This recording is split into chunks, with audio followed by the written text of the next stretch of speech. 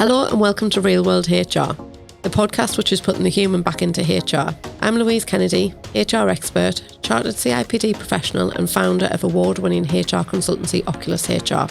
In the Real World HR podcast, we focus on people.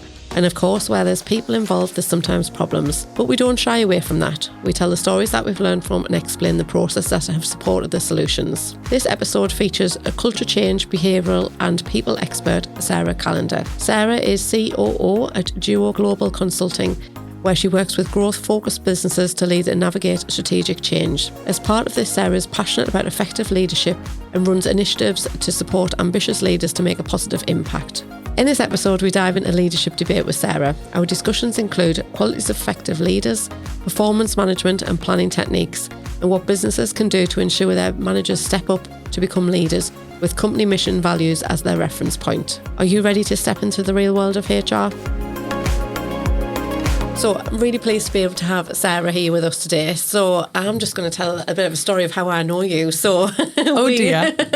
I set my business up about 9.5 years ago, and I remember we were doing the first International Women's Day. That was at Newcastle University. Yes. So, and you at the time were MD at B Daily, weren't you? That's right. And we kind of looked around at different people who were going to be inspirational people that were going to be able to come along and to be able to stand and tell their story. And I came across you and obviously kind of followed you for a little while, and that was the first intro. So very for me, as being like a new business owner at that point, you were kind of out there on my little pedestal, to somebody that I was kind of like, really recognised that you were doing, really good at what you'd done, but you'd had a story before you got to that point as well. And then you came along and did a talk for us, didn't you, at the International Women's Day at Newcastle Uni at that time. Yes. So yeah, that's kind of, I remember I was thinking about that this morning. I was thinking that's where we initially met each other, and then kind of on and off seeing each other over the years, isn't it? So do you want to tell us a little bit about yourself? Because obviously from the days of B Daily, you've obviously moved on and you've got a business and all working around leadership. So it'd be great to know a little bit more about around yourself and about what you're doing. Yeah, you've just managed to make me feel super old, because that was quite a while ago. But yeah, thank you. And thank you for inviting me on. I mean, my journey has been, I usually describe it as quite opportunistic. So I'm not like super like, this is the goal and I have to get there. But I've definitely had some amazing opportunities that I've took along the way. And actually there is a common thread around like people and leadership and wanting to help people sort of pave their own way, I suppose. So from being the MD of B Daily, we also had, as part of that job role, I was also involved in investing in tech startup ideas, creating leadership teams to take those ideas forward. And I kind of was introduced into behavioural training, behavioural learning whilst I was in that role. And I'll tell you the very short version. Met Laura actually randomly, a bit like you and I met. She reached out to do some work with us because she was in the American market and we wanted to get into that. And long story short, we decided to get together. And first of all, she was running her business Duo. It was a successful business, and I was doing the work at Ground 6 and B Daily. We decided to create a leadership and management program based on behaviours. I had done some training with a guy called Matt Hudson. He's an expert in his field. It's fantastic. I came back and I was just full of ideas. I was like, right, I need to put this into leadership and management in some way. And then Laura went on the same training about 6 months later. So we decided to develop, using all of our experience and expertise in recruitment, leadership, management, investing in businesses, tech startup, all of that. But how could we pull that together and create something that bridged the gap between sort of traditional leadership training that had something that was more focused around behaviour? So fast forward 12 months, I decided to leave that position and join forces with Laura at Duo. And we've been running the business now together for about 4 years. We do an awful lot of focus on leadership. It's we work with a lot of scaling businesses around change, transformational change, but behaviour is at the kind of core of what we do. But we usually end up starting with leadership teams and then moving through and distilling that through the different tiers within a business. It's a topic close to our heart and, is something that is absolutely critical to get right. Particularly, I know you do a lot of work with sort of businesses that are maybe elevating and scaling quickly. And that can be tricky, putting the right infrastructure in place and have the right training in place. Yeah, and I think as businesses are growing quickly, when we do for these fast growth businesses, they don't always have the focus on the culture, the people, the leadership, they're very, very focused on the growth, but they're not focused on how they're actually maintaining the growth, are they, or how they're continuing to develop in it. And is that the point that you would generally come in and to be able to provide that support around leadership and behavioural styles and skills, I would imagine? Yeah, I mean, our entry point, so there's two elements to the business. We have a business called Duo Global, which is kind of more of a consultative behavioural-led business. And we also have a one called The Elevator, which is a business that specifically targets women, and we have a women in leadership program. But for Duo, our entry point into businesses is varied. Usually the sweet spot is scaling businesses like you, but it could be scaling through acquisition, where you're merging maybe one or more businesses together. Leadership teams are sometimes merging, there's restructuring going on. Or it could be they've won a big contract and they're doubling their turnover. Yeah. So we sometimes get brought in where there's real pain in the business. Often that's the case, where people think we need to put a budget to that. But we do have a lot of retainer clients where we actually get to work on the ground with them and put infrastructure in place over a longer period of time, which I think you do the same. Yeah. So that means you actually get to help embed some of the change. And you understand the culture of the business then, don't you, and how the business wants to move forward, as opposed to being on that external point, come in, do a project and then go. Absolutely. At least you can support them through that growth element of whatever the project may be, isn't it? For sure. And often with, it depends if you're working with really entrepreneurial people in a leadership role. They're obviously the visionary and they're great at sort of looking at the innovation and the growth strategy. But then often you need someone underneath that to be able to help with the execution piece. Yeah. So we do quite a lot of work with leadership teams where the ideal is this diverse thinking on the leadership group. But what we often look at is how do we integrate thinking at that top level when maybe there's a lot of change going on, and getting them to think about the future. So maybe thinking about a future leadership group, which they can then develop before the need is there. Yeah. But thinking about the potential of where it's going to go and thinking about that future leader element of, we obviously we regularly talk about people, they're great at that job. Okay, we'll just give them a promotion. They go in there, all of a sudden they've got 10, 15, 20 people to manage. They've never managed a person before in their lives and have absolutely no idea what it is that they're going to do next. That's a big thing that happens in all businesses, all sectors, all industries. It happens all the time, doesn't it? For sure. And you get the point that a business wants to, think, we're progressing somebody, but actually without that training element of it to be that great leader or to be a leader, hopefully a great leader, then it falls down, doesn't it? Yeah, there's a couple of points I would say is that not all people who are great in a job will then elevate to be good at managing people who are doing that job. You can be really good at and have the right skill set for something. We see it too often where someone's only career pathway is to be promoted into a management role, like a line management role. And actually often they might not be suited to that. They might be better to be an expert in their field or progress in another route through project management. So it's about, first of all, identifying the right people to be, elevate into a management leadership position, but then also giving them the right skills. And often when a business is scaling fast, it's very difficult for a business to afford the time for them to have the training or put the budget to training or for them to be able to take a step out of their day job because often it's so fast paced. Yeah. And I think I was at a roundtable discussion a few days ago and it was talking about potentially like a learning culture. And I think one of my points was I don't think all businesses know what their actual culture is, never mind putting a learning culture in. I think unless they understand who they are as a business and how they're going to be able to move forward because they want to move fast and they're not always aware of who they are they? Do you come across that type of thing quite regular? Often we do quite a lot of work around like developing the right culture and behaviours, like creating the right values and then the behaviours that sit under those values. And sometimes that's a great start. Well, it is a great starting point if you can get a business to invest in that. And then the sort of learning culture kind of comes from that. So it's really being able to have those open discussions with a business. Now, we know there's some workplace trends that are happening currently where it's an employee marketplace. They can choose where they want to work. And, there's lots of places now where people are having to develop culture because it's the top of the list of why people choose to go and work somewhere. Yeah. Gone are the days where you would just, you'd be able to have a pick of 100 candidates. That it's a competitive marketplace, and there is a labour skill shortage. So for me, the culture piece used to be seen a little bit like pink and fluffy stuff, and we used to say 4 or 5 years ago, bang the drum, that it's not.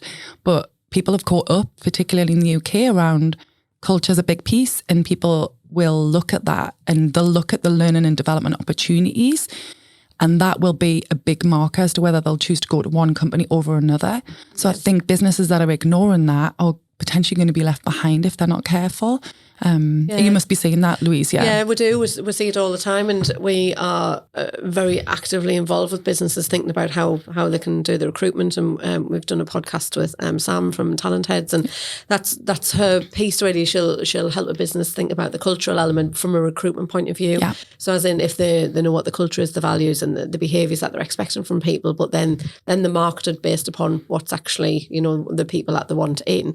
And we very often then support businesses with things like recruitment packs to make sure that the culture that you're promoting within the business is what the starting point is. That's what's being displayed, as in that's what the candidates are looking at. And then as they come into the business, if they want to come into it, as they come into the business, it's then mirrored in the culture book, the handbook, the job descriptions, the succession planning, the appraisals. So it kind of follows the full journey through. But I think without understanding the culture, as you say at the moment, the marketplace is so difficult, and we have had to make people redundant over kind of recent weeks and months. But I do keep saying, actually, it's the best time to be made redundant because there's so many jobs out there. You can pick what job that you want to go and do. So if there was ever a time to be made redundant, never a great time. But because the marketplace is so buoyant at the moment, and people can go and select the jobs that they want instead, can't they? As opposed to years gone by, it would be the employer selecting a group of people and will choose who to tell. It's not that now at all, is it? It's definitely been a step change. But one of the things I think thinking about it from the listener's perspective, if you've got people who are coming into your business, it's important that you set an expectation around a growth mindset, or if you've got a business where you want people to continue to develop. I'm a great believer that people should drive their own bus on their self-development. So like if you get people who naturally are high performers and they're go-getters and they want to learn continually, but not everybody has that mindset. But you can put infrastructure in your business to encourage that. And it's not just about people going and getting qualifications. It's about reading books. It's listening to podcasts like this. It's about learning new things so that you can add value in a business. And for me, often I get asked the question of like, what's the difference between management and leadership management? For me, I don't think leadership is hierarchical. I think, yes, you have got leaders who lead the business and the vision of the business. And, usually those people are motivational, they're inspiring, they'll get you to follow, the influence and skills usually for good leaders are really great, but leaders come in all different shapes and sizes, and one size doesn't fit all. So if you ask me what my top 5 were, they'd all be different for different reasons. From a management standpoint, I think you've got people in management roles or even in junior roles who are great leaders, where they can get people to get on board. They're great change ambassadors. So I think leadership's a subject for me. I don't think it's as straightforward as saying leaders are at the top. They're not. I think it can be, you can find amazing leaders. You can spot them at all levels across a business, and you can use them to help lead change transformation projects, supporting and shadowing other people. So I think spotting those people early and moving them through, we've got a number of businesses we've put in coaching and mentoring programs within that, where we've given people across the business an opportunity to help support other people because they've shown leadership attributes. Yeah. And I think that mentor part is really important as well, isn't it? Because I think so many people end up in business and people can get a bit lost, can't they? They might have some ambition, they want to be able to drive forward, but they're just a bit uncertain about how to take it forward and what to do. But actually having people internal to the business as being mentors and being some support. And I know some business bring people, external people in, or kind of more senior people might have external people that are mentors. But I think there's a really good piece around that to inevitably provide support to the business and to the individuals as well. we do a lot of executive coaching at the top level. Laura and I are both behavioural change coaches. It's what we do. We kind of go in and help with behaviours and help the leadership team think about their behaviours. And often when you're leading a business, the business owners or people who are at the top level within a business, they're often forgotten about, or they forget about themselves because they're too busy supporting everybody else within the business and driving the business forward. But I think it's really important to have a mentor or a coach. Not everybody can afford to invest in coaches, or someone that in your peer group that you can go and have conversations for external perspective, be part of networks. For me, I definitely had a period in my career where I didn't have that, and I ended up stagnating for a period of time. And I've kind of almost was like, is this all I've got? Yeah. And during COVID, people did get quite isolated. And I think it's really important for people to maybe ask themselves the question, have they really got someone who's, you might not give them the title a mentor or a coach. I have people who I walk with and go and have a coffee with, and they're people who help me from a leadership mindset. Yeah. You can get your self-development in lots of different ways. It could be a program, great. It could be a formal academic certificate, great. But sometimes it is about just mixing with like-minded people and being challenged and being open to being challenged and challenge your thinking. I think they're important things to put in the mix. Yeah. I think a couple of things that you've just said there, I think one of the things that shouts out sometimes is that actually being a leader or a business owner can be a lonely position. Yeah. I think it's people not knowing how to have that outlet or who to speak to, or so creating that situation whereby even if you go for a walk with somebody or sit down and have a coffee once every couple of weeks, but somebody that is interested in what it is that you've got to say and wants to listen and help to kind of concerns that you might have or successes that you've had. Because I think that, even from my own personal point of view, I think sometimes that can be a lonely position to be in, where you're trying to drive forward and people look to you, they expect things from you. And our business is quite reactional because, we'll have a phone call, someone, hot topics at the moment, driving using mobile phones, HGV drivers around using mobile phones, and we need to react, we need to suspend people, and there's continuous demands upon all the time. And actually sometimes if you haven't got that support network, it can be a lonely place to be, isn't it? Mm-hmm. And investing in that and remembering that it's really important that you continue to invest in that development, and whether that's time investment or money investment. One of the things I think is really interesting from a leadership and management learning standpoint is that, we've all got different learning styles, we've all got different things. Some people are motivated by achievement and accolades and having sort of the academic recognition. Some just want to learn new things to be able to do things better, and they're less bothered about that. We're massive believers in a duo in our business that we do a combination. So for example, our leadership stuff is a mix of really well-established theory. All the behavioural work we do is based on meta programs from like the 1970s. We mix that with our own context and our own work with businesses. So we've got real life context in there. So we can actually empathise and contextualise learning. And then we also look at inspirational people, podcasts, Netflix programs. It's a combination of learning to help embed the learning and also give people the tools to be able to go away and then put it in their business. Sometimes when stuff's too theoretical, you learn stuff and you think, well, that's great, but like, how do I take that learning and put it in my business? And I think that's something, I would challenge business owners, leadership teams to think about, like not just to push people down the exact same route from a leadership and management learning perspective, because what works for one doesn't always work for another, and make sure that it's rounded to help you embedding, because sometimes what happens is you end up going and you send your team off on a training program and they come back but they don't know how to put it in their business. And there's loads of great stuff out there, don't get me wrong. But No, and I think it's about the evaluation. If you've sent someone off for training or they've been doing some type of learning, from a professional point of view, then it is about the evaluation of it to ensure the business is getting value for what it is that's putting in and that it's making an impact upon the individual themselves. Yeah. You've got to have some form of evaluation. I think as you're embarking on some type of training or learning like that, you need to think about what is that evaluation point going to be, rather than having nothing lined up at the end. Because even in the event I was at the other day, they had said, oh yeah, well, we do all this training, we get somebody in, they do once a month, they do this, they do that. And it was great what they said that they did. And then all of a sudden that moment, kind of the red flag came up for her and was like, oh, actually, yeah, we don't evaluate it at all. But we think we're doing well doing it. But actually, maybe we're not doing as good as what we thought. Yeah. And it's making sure that it's not a tick box exercise. So the businesses we work with, usually all the training that comes through the business on a yearly basis is linked to a strategic plan that's set out for that year. And we, you know, we use elements of different theories. So there's a traction model. It's from a book called E06. It's basically the theory is based on a 90-day sprint plan, but you have a yearly plan, then you break it down into a 90-day sprint. So you look at each quarter by quarter, and then you set your goals from that. And so we do a lot of that kind of goal setting with leadership teams to help them be really strategic, but also be very purposeful and intentional. And usually training plans or weaknesses within the business, for example, or growth areas for the business will fall out of that yearly plan.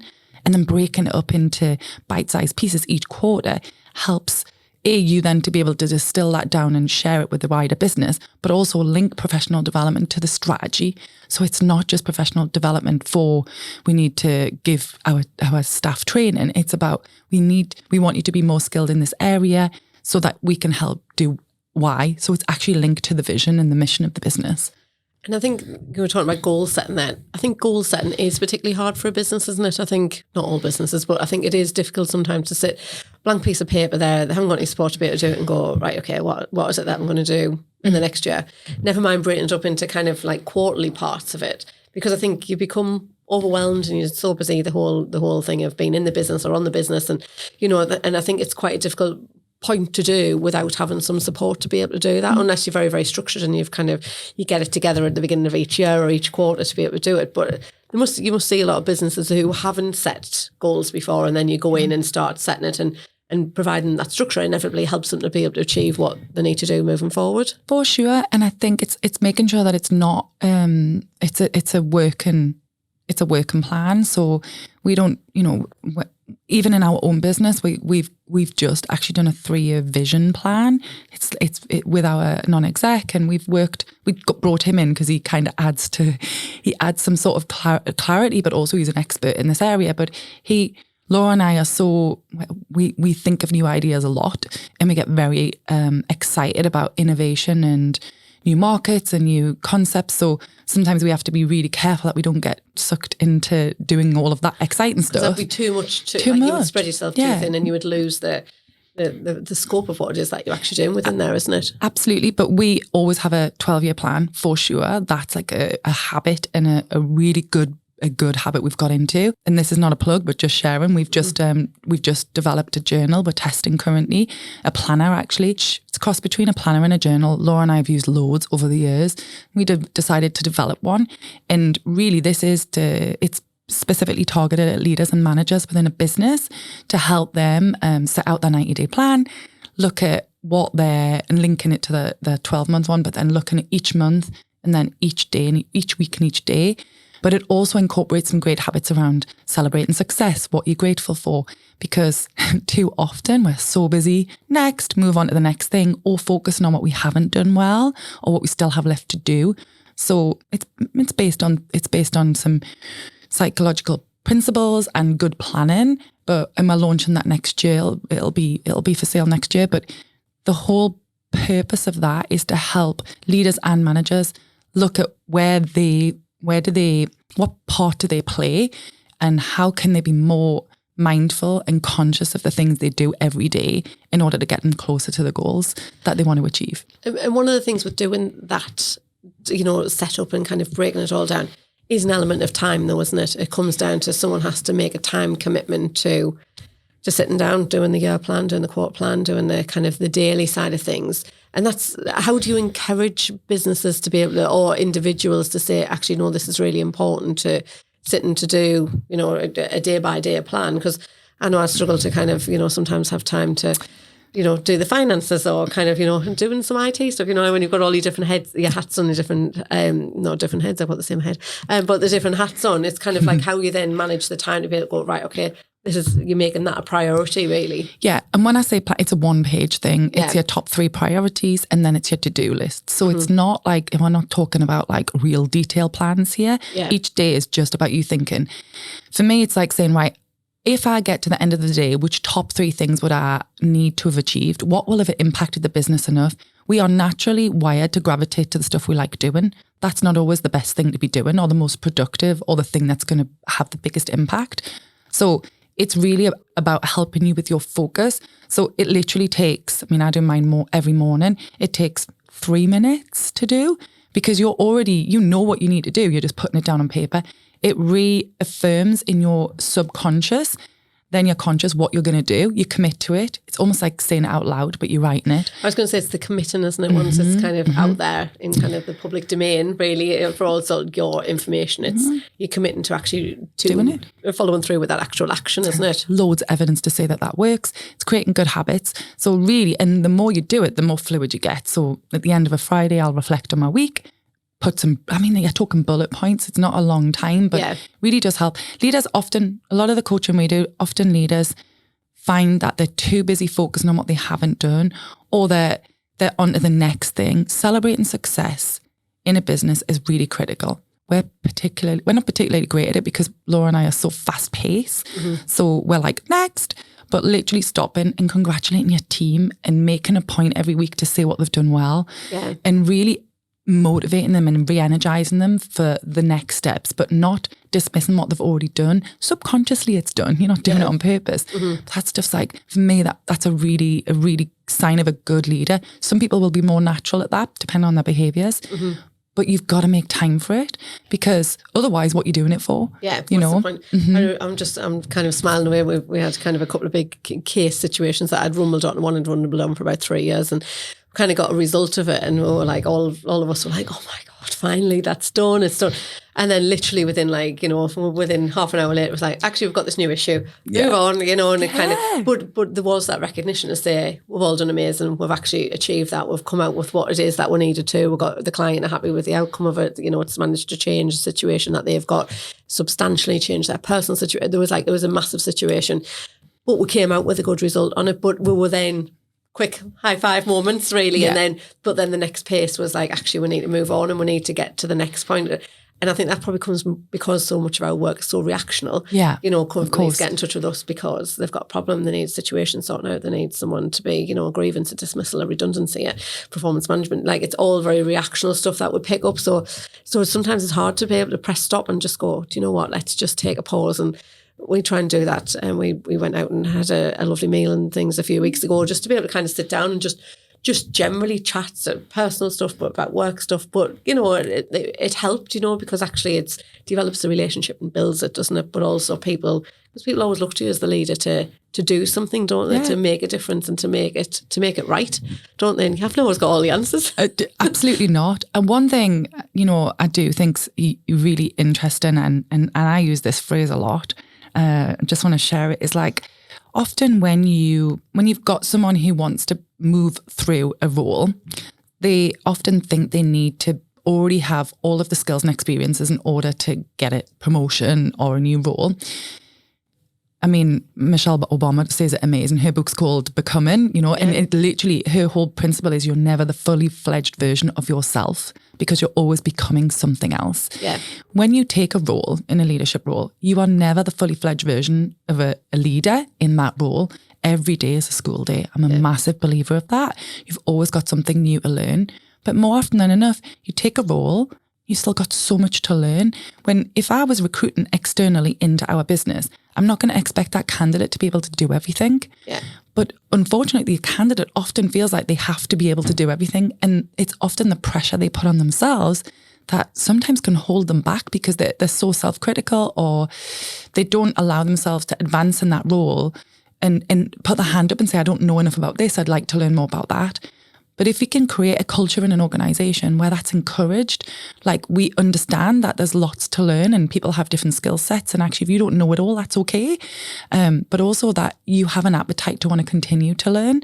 For me, it's an amazing thing, but also consciously, if you can remind yourself, I do, you're not the fully fledged version, Sarah, of who you are today, and nor would you ever want to be. You'll never be that because there's always an opportunity to evolve and move forward. Yeah. Do you think, I'm thinking back to it about 4 or 5 years ago, I met somebody and they had like a personality profiling type tool, and I like the profiling tools. I think they're really good. I think they're really effective. But this particular one was trying to say that people don't change, so if you do it when you're 16 and you do it when you're 65, you're going to come out with the same results. Mm-hmm. Now, I kind of personally thought, well, that's a lot of rubbish, because actually who I was when I was 16 and who I am now is completely different. And I think the skills that I've got, but the ability and my behaviour is different, and, personality is different. Like, there's so much, and obviously, I don't know, you have kids, you get married, people get divorced. Like, there's you have to become a different person during the course of your life. What do you? I'm randomly putting that out. What do you think of that? Like, this is like such a favourite topic of mine. So, couple of things. Personality tools, they tend, and we used to use them a lot. Laura was qualified in delivering most of them. Mm-hmm. They tend to be more static. So we'll say personality tends to stay static. Yeah. It's your behaviours that flex and change depending on your context, your experience. So we have a behavioural profiling tool. And the reason we developed that was because we wanted to be able to give people an insight into their behaviours and then understand how they can flex that in order to have win-win interactions, but also understand their dominance in their behaviours. Now, they are contextually based, so you might not be the same behaviours. You might not demonstrate the same behaviours in a work context to a personal one. Some people do, it depends.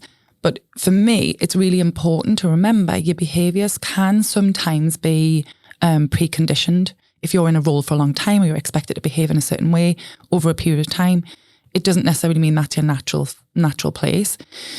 But knowing your behaviours is amazing. The personality stuff tends sometimes, if you're not careful, people take it as a badge and they'll say, well, that's me and that's who I am. Well, actually, we want people to understand that's where you naturally sit, but how can you move or flex in your working environment, for example. The other piece is that you have a number of roles. You talked about the hats earlier. Yeah. So, and we do this in our Women in Leadership program. We do it a lot, actually. We'll give people the foundations around thinking about their identity, who they are, how many roles do they have. If you're, for example, a really strong leader, you own a business, you spend 90% of your time in a work role, sometimes you can think that's what defines you. If things go wrong at work, you feel like everything's gone wrong. But actually, the reality of it is you have multiple roles in your life. So, for example, for you, Louise, you're a business owner for sure, but I'll just give you some examples. Wife, mother, friend, daughter. There are some examples of roles. Yeah. So you transition through those roles on a day-to-day basis. Mm-hmm. They're not who define you. Louise is that's who you are. You have your values, you have your characteristics, and your roles sit underneath that. What's really interesting is like when you're a leader, sometimes it can feel all-encompassing. Like, especially if you're a business owner, and it's making sure that you don't let that role define who you actually are. You need to make sure you keep a hold of who you are and who you are at the core and at your core identity. And your behaviours kind of sit under that. So, you want to be known for demonstrating certain behaviours.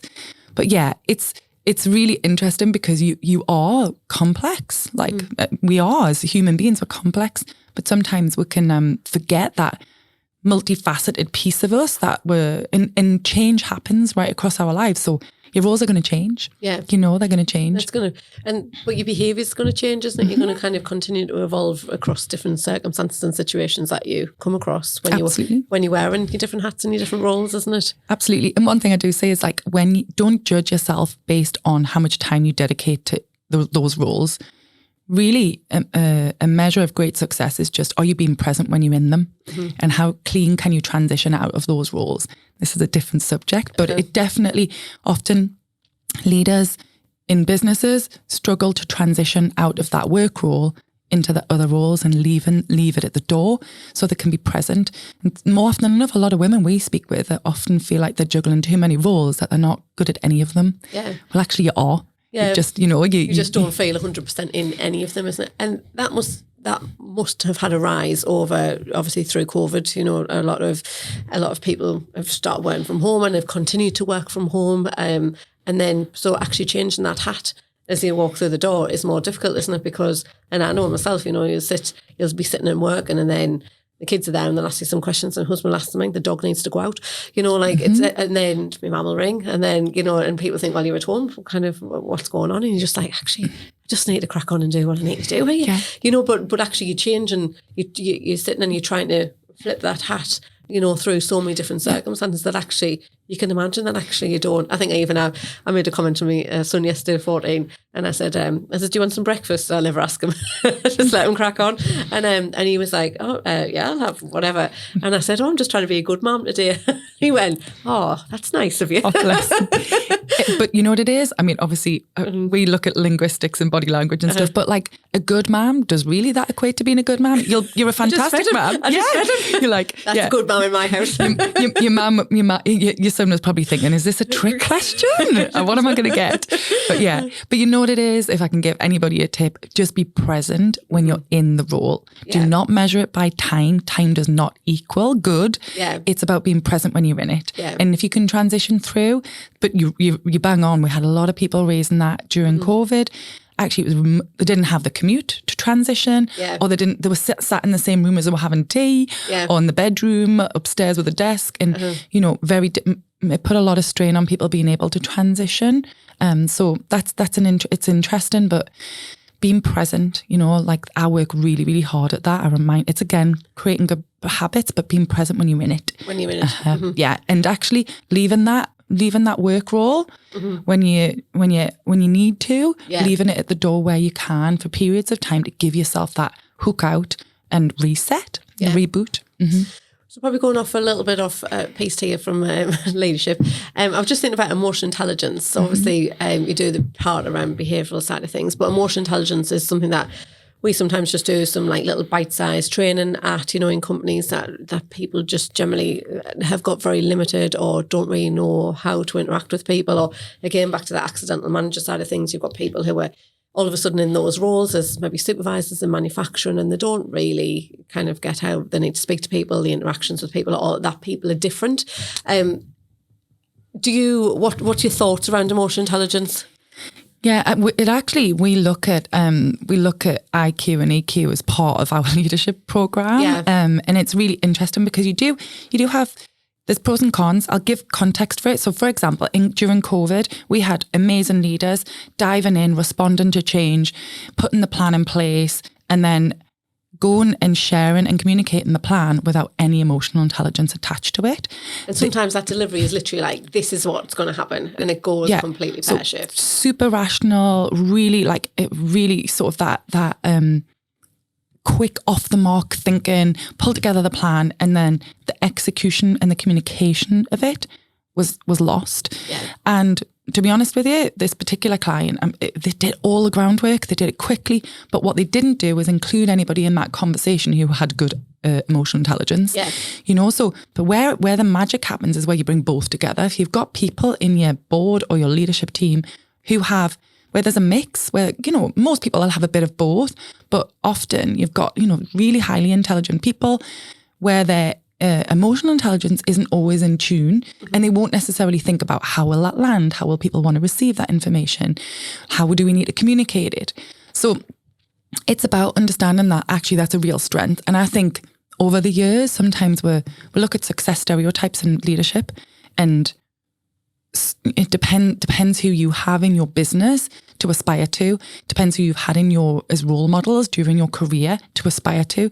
Sometimes we even see people squishing down, if that's even a word, but we'll go with it. Kind of reducing the amount of emotional intelligence they show at leadership level, because it used to be seen sometimes as a weakness. Yeah. So it's almost like making sure that there's space for that and it's appreciated, and actually it's seen as something that's, if you're inviting a group of people around the table, you want different voices, you want diversity of thinking, and you definitely need emotional intelligence in that mix. It's really, really important, because you can have the best plan, but if then the execution of a plan or the delivery of the comms of a plan fails, it's often where it fails. Yeah. It's not the plan, it's the plan. It's put out there. It's how it's put out there. And what buy-in you get from other people because of it as well, isn't it? And we do a lot of work around like that success stereotype, and that is in masculine and feminine traits. So we're not talking about male and female, we're talking about masculine and feminine traits. Sometimes if you've had a male, a very masculine driven leader as your success stereotype, you feel like you have to emulate that. But it's making sure, and sometimes we hear from men where they say, I feel like I can't I have to tone my feminine traits down, as it were, or feminine. It's the energy levels, but to be honest, it's about making sure that you can be authentic where you want to be and where you can be, and you add value to that. But that's difficult, and it's difficult in certain sectors. I mean, we work a lot in construction. I know you do in manufacturing. You know, there's legacy and history and societal bias and all kinds of stuff that come into the mix around, what makes a good leader, and if you've got a board of people who are very similar in mindset and very similar in the way they look and think, and their progression route has been the same, it's not encouraging outside thinking. And I think sometimes emotional intelligence can be seen as being quite a touchy-feely element of it, isn't it? And I think I can see sometimes people look and think, this is not for me at all. But actually, and actually in one of the businesses, there was one particular lady who was in HR, and she was particularly difficult. She was very, very upfront. We ended up with some grievances against her because of kind of how upfront she was, how she'd spoken to people. Yeah. And she'd been given a message by her manager to go out and deliver something, and she just delivered it as she saw was right. And it was absolutely terrible how it was. And we were doing some little masterclasses sessions, and one of which was the emotional intelligence, and that was the one she didn't come to. Oh. And when you think, actually, out of anybody that needed it, it was definitely you. And I think so it's relevant all the way through the business, isn't it? That understanding Absolutely. Of how it takes people forward, and I think people understanding the impact that they make on other people, so it's not just about, as you were saying, about that delivery of, you've got plans, as you put across, but actually how someone taking that on board. And I think that's the bit that person delivering that doesn't always think back over about how that message has been received. It's interesting. I've just come from a meeting where we were talking about, discussing the topic of 360-degree feedback as a method. And, for me, that infrastructure, we've helped businesses sort of look at that. But for me, it's all in the delivery of the feedback. It's not about how you gathering the feedback's a process, but it's in the delivery of it. And not everybody is going to be able to give the feedback well. And you also need to give training on how to receive feedback. For me, that's a cultural piece. It's like, actually, I see feedback as a gift. I generally do. I have blind spots I don't see. We operate so much on a subconscious level. We don't even know what we don't know. If someone doesn't point that out, how can you possibly do something about it? So, the emotional... It has to be the way that's delivered then, though, doesn't it? For because sure. How saying, Sarah, you're absolutely rubbish at doing, blah, blah, blah, as opposed to, Sarah, maybe it's a particular development company could be. So it's about that delivery back to it, because I've seen that go terribly wrong. Catastrophic, outcomes from it. And people then being on the sick, for months and months, and then you can't get them back in the workplace, and then... I've seen it, and that was before we got involved with it. We kind of came in on the end of everybody's sick and everybody's upset with everybody, and the workplace has just gone to pot. And that kind of then scares me when people say 360 feedback, because I just always think you really have to take control of it and do it right. And as you say, make sure the leaders are delivering it right, and that they're doing it right from the top to be able to deliver that all the way through as well. And that goes with any kind of coaching program or appraisal systems. It's a big piece around leadership and management is performance management and leading people to greater and better things and inspiring, but also being able to, communication is such a huge piece of that. And emotional intelligence sits right at the core of that, I think. Mm-hmm. Now, you don't necessarily need everybody to have equal amounts of emotional intelligence, but you definitely people need to have insight into the value of it. And if that's not their strength, use someone else, a colleague, someone else in the team to do some of the stuff where that is absolutely critical to kind of play to each other's strengths. Some of the businesses might not have big leadership teams that we work with. They might have relatively small. We work with varying size of businesses. So sometimes they have boards, they have leadership teams, but it's about looking at in your network or in your peer group, who has that. I get used a lot for that because my emotional intelligence is my strength. Mm-hmm. And obviously we know about behaviour, so we can flex that. But to be honest with you, some people, it's so much stuff runs at a subconscious level. The insight's the first bit. People say knowledge is power. It kind of is, but it's what you do with the knowledge is the bit that's powerful. So I think from a leadership standpoint, a lot of the training we do is really the first stage is let us give you some foundations, let's give you the insight, and then let us show you how you can use that insight. And that's a big part, isn't it, about how it's going to be used within the business, because you can talk about who you are and your behaviours and your style and your emotional intelligence, but it's then how do you kind of make sure that's executed correctly within the business with people looking at you. I mean, inevitably in a business, as a leader, as a manager, as someone taking any type of lead role, people watch, don't they? I always tell, like, people are going to watch how you react to this situation, or people are going to watch how you're delivering to this, because you are the kind of the pinnacle of the responsibility. So the openness, the transparency, the communication element of all of that is so important. Yeah.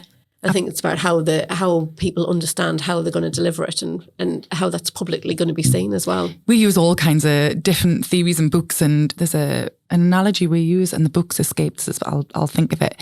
But we talk about something called the R factor, and it's like making a choice whether to react or respond, and that it's so important to. Events come in all the time. They happen, they come in, and you kind of like, you don't have control over that, but you do have control over how you respond. Yeah. Sometimes, particularly if you're hot-headed or have a behavioural type, that means you act quickly. Mm-hmm. You might react rather than respond. Press pause, think about it, and then respond.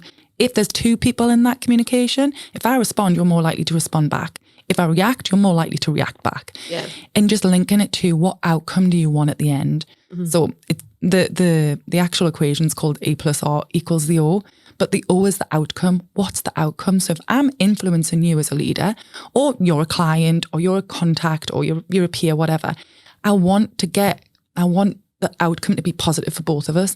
So that response versus reaction is so critical. But often when people react, and we do when we're stressed, when things are chaotic, when there's a lot of change, if there's forced change, people do tend to react more than they respond. So it's just about making sure you think about that and how do you get closer to the outcome you want, not further away. That's a good cross-check. I think we often start with our situations as, okay, what do you want as the outcome, and let's work back, and then we can think about it. But I think even a meeting I had earlier on this week, there'd been a supervisor and one of the guys that worked on the shop floor had obviously, the supervisor had said something, the guy took it the wrong way. There was this then explosion took place. And then around the accountability of who did what and how, and one tried to walk away from the other, and these situations develop, and they develop so quickly. Yeah. And then all of a sudden it's spiraled out of control because everybody's watching, kind of, okay, so what's the management team going to do? How are they going to respond to it? And that's all been like a reaction element of it, hasn't it? It's absolutely. Kind of built up. You must see this a lot with the disputes element. Yeah. And, when we do leadership training, it's like looking at that because it's so important.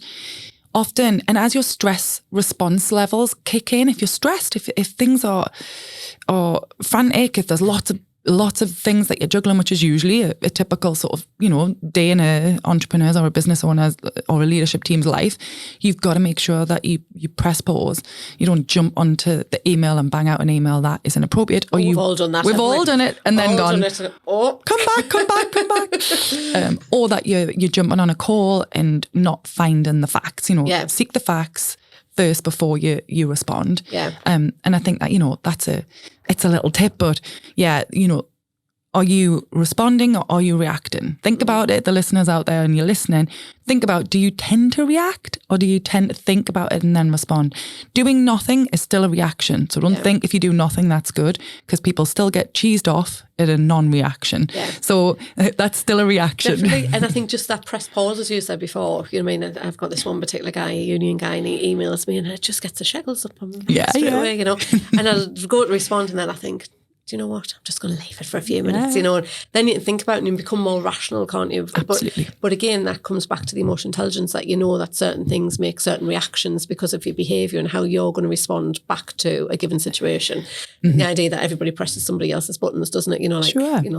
Everybody reacts to different things in different circumstances. Yeah. And that happens even at the leadership level and, kind of the roles that are taking place there.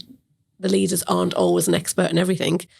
As you say, they're developing into the roles themselves, isn't it? Yeah, and even the most experienced leader, often they'll have traits where they're very forward thinking. They think they're right. They're quite decisive. There's many different characteristics of a great leader. But if you've got those really strong characteristics, you will, it's hard to be everything to everybody, and this is why the behavioural makeup of great leaders, we've done loads of assessments over the years, and it's varied, but there are certain things that you will have as watch outs and triggers depending on your behavioural makeup, for sure. And do you find in some of the business that you work at, when you've got a leadership team, do you find that they tend to recruit people that are similar to the person who's like the ultimate leader, MD, CEO or owner? Do you find sometimes that people recruit to that, you're smiling away, to similar type of area? Or do you think people are quite aware of that and think, actually, no, we need someone who's... Because I remember when I used to work in automotive, we did the insights one at the time, and everybody was sitting in one box, and I was kind of firmly over here in that HR role. And then I've done it in a couple of other companies where you've kind of gone, oh, actually, yeah, everybody sits in one area, and then there's like the odd person over here with the emotional intelligence or the behavioural side that can look after the people. Yeah. Do you see that as often, or? It depends how long we've been working with them. But typically, it doesn't have to be equal. You know what I mean? You don't need equal proportions. You just need, we're just massive believers of like diversity at all levels, whether that's gender, whether that's mindset, whether it's age, whether it's background, whether it's ethnicity. It doesn't matter. The more diversity you can have, you've got to have the right fit for the right role, right person every time, regardless of that. But then the best leadership teams we see are the ones where there's diversity of thinking. So that is where people challenge each other, where they're stimulating positive conflict, they're challenging, they're debating it, and then making decisions, and then leaving with a united front. They're the best leadership teams. That tends to happen when you have good combinations. So you've got to have some kind of emotional intelligence. To be honest with you, some of them, Laura and I sit on a lot of leadership teams. We're usually the bit that's missing until potentially they have another role that they can recruit into. So we're used for facilitation, for the emotional intelligence bit, the behavioural expert line. They bring us in because sometimes you can't just hire someone to fill a gap. Yeah. You know, that might be part of your succession planning. It's about thinking about it and being conscious of it. We've got to be commercial about it. You can't just recruit people to add an extra dimension. So often, like yourself, you bring in a third party to help with that and to balance it. Typically, I think it depends. It depends on the type of business that you've got. But professional services, often you might end up with, depending on partnerships and things like that, where you've got people who've gone through the same academic route. And we're lucky. We've got businesses that are pretty forward thinking, so that diversity of thinking is high on their agenda. Yeah. But you've got to think of the practicalities.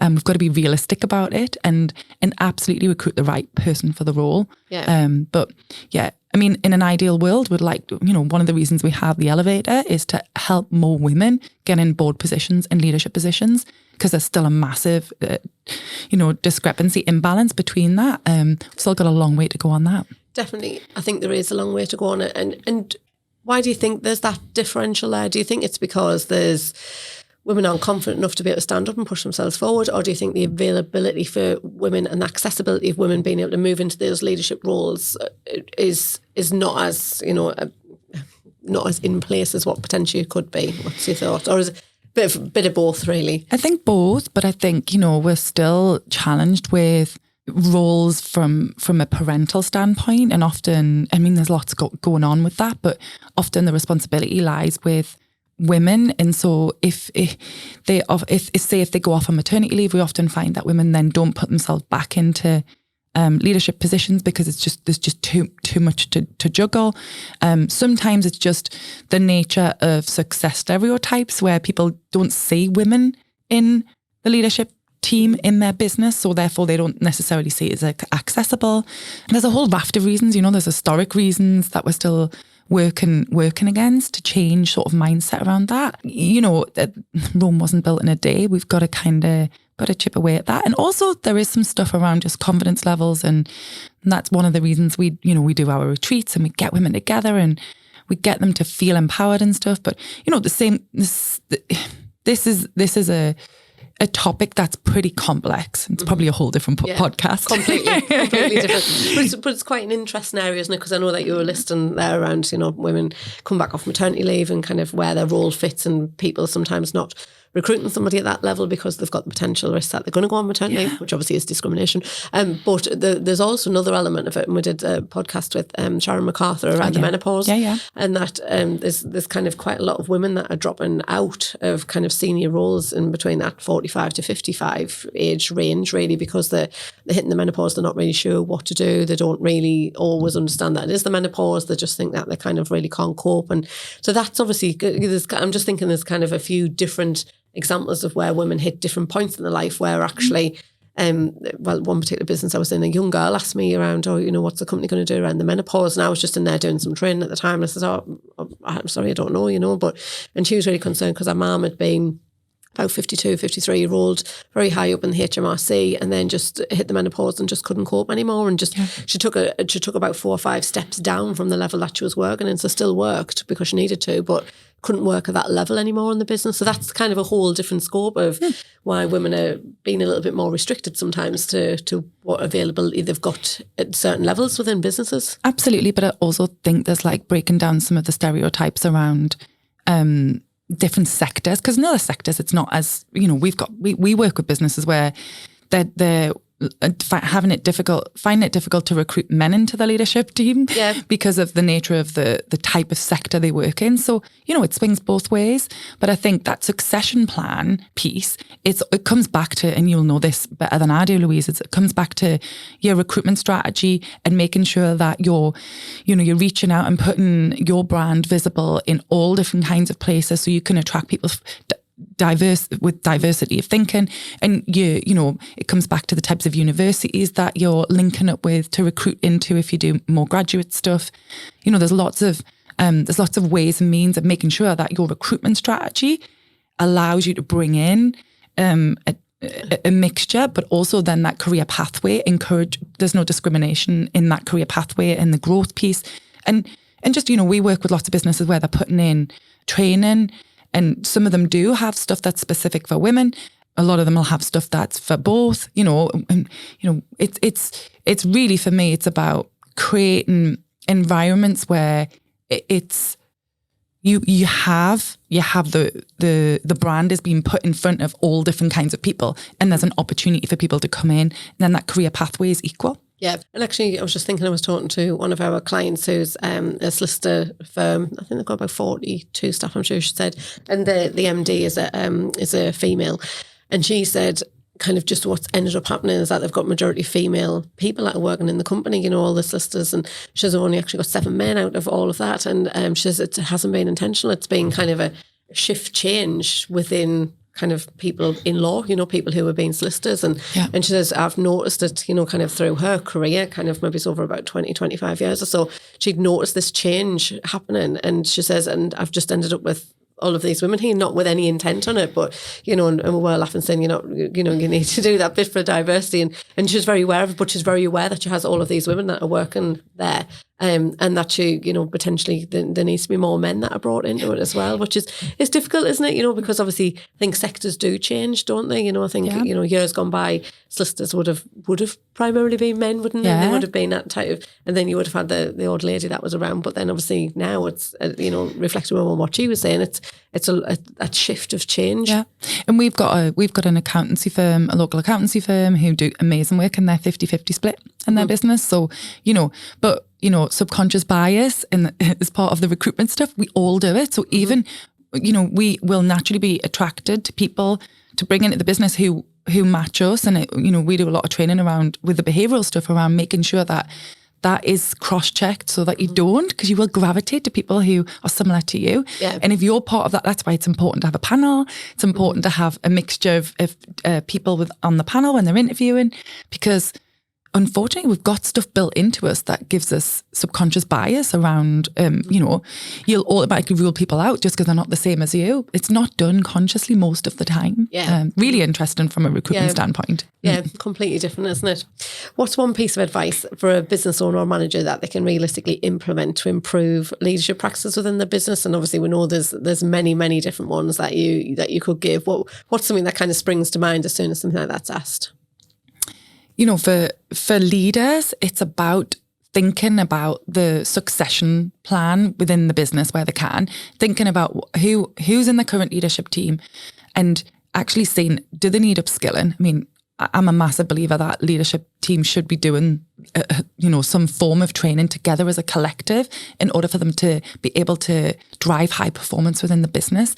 So if they're doing that, if they're not doing that, then I would look at investing in something where you actually invest in your leadership team as a collective. And I think that's, it's making sure that they're taking time out to think about their own development too. I said earlier about getting a mentor or a coach, or making sure that they're surrounded in some kind of network to help them have outside perspective from their internal business. Yeah, so it's that personal development element of it, and that continuous development, really, isn't it? And being able to be allowed the time at work to be able to develop personally to inevitably help the business to be able to move forward, and the people that are in the business, isn't it? Yeah, for sure. What about a piece of advice that you'd give to individuals who want to step into leadership roles or develop their leadership styles? Yeah, you are driving your own bus. Go and find things that are going to help. If I love it when people bring stuff to me can I do this? I want to join that. I've been reading this. So for me, it's about have a look at what you would like to do from a professional development perspective. Put your hand up for things. Get involved with projects that are maybe outside of your day job, and whether that's change projects or helping lead on things.